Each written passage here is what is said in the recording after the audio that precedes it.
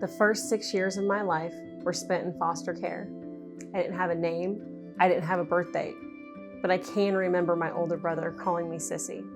Other than that, I had no identity. My name is Micaella, and I survived an abortion. I lived in 36 foster homes by the time I was 6. Thankfully, I was adopted and given the name Micaella, Mika for short. Growing up, I suffered with several unexplained health conditions in my heart, lungs, and spine. My parents and I always wondered about my medical history, but no one could provide answers.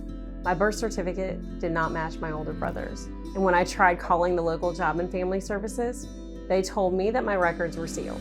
At that point, I had my own child, and I wanted to know if my son would suffer from the same medical conditions. I tried calling child services. I tried chasing down answers anywhere I could. But eventually a judge told me that it was not in my best interest to open up my past. I tried everything. On my 35th birthday, I tried calling child services one more time. This time, the woman who answered told me that she had prayed that I would call again. She said that she would contact me after work, and when she did, she told me that my children would not suffer from the same health issues because my medical issues stemmed from being born alive during a botched abortion. I was so shocked. How could that be? My mind was racing, trying to piece together what I knew from my past and what this woman was sharing with me. She gave me a few more pieces. My biological mother was a migrant farm worker who likely didn't have health care. She went to a crude facility on the farm to obtain an abortion. She wasn't sure at that time how far along she was in her pregnancy, and an aspiration vacuum was allegedly used in a failed attempt to suck my body out. But instead, I was born alive during the procedure.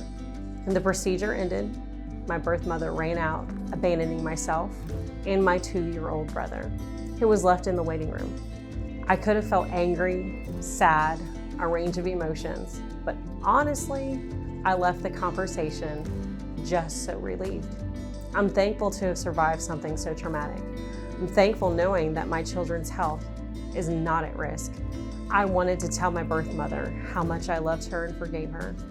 I do get angry sometimes. I'm angry when I hear abortion supporters say women are only pregnant with a clump of cells. My body wasn't a clump of cells. It was me.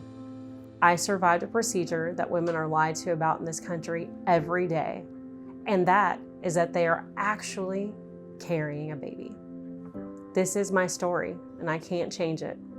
I don't believe God wants me to stay silent. If I can reach out to women in need and save a life in the womb, I will continue to speak out.